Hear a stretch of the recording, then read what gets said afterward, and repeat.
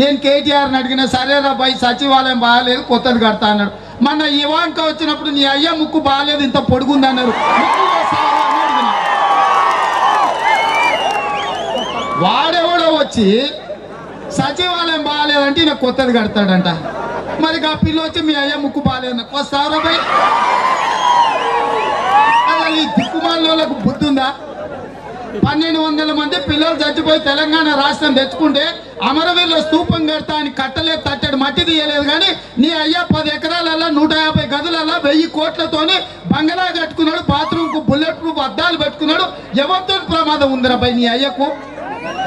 నిన్న అన్నాడు ఇంకో మాట, కారు చాలా స్పీడ్గా పోతుంది డ్రైవర్ను మార్చొద్దని. మనం అన్నమా ఎప్పుడన్నా? వాళ్ళే అక్క తమ్ముడు అల్లుడు బామ్మది అందరు కలిసి నన్ను వేసేయాలి, వాళ్ళ కుర్చీలో కూర్చోవాలి. వాళ్ళే కదా ఎంబడి పడ్డది. ఎవరు మనమా?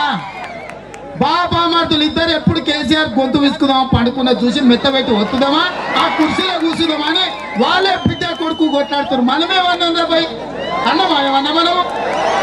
మరికి డ్రైవర్ను మారవద్దని కేటీఆర్ మనకెందుకు చెప్తుడు? నీ బావకి చెప్పు, మీ చెల్లెలకి చెప్పే డ్రైవర్ ఉన్నాను రా బాయ్ బాగానే ఉన్నాడని.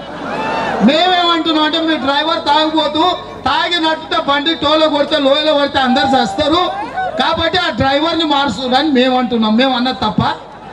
తాగిపోతున్న ఎవరినైనా బండి నడపనిస్తారా?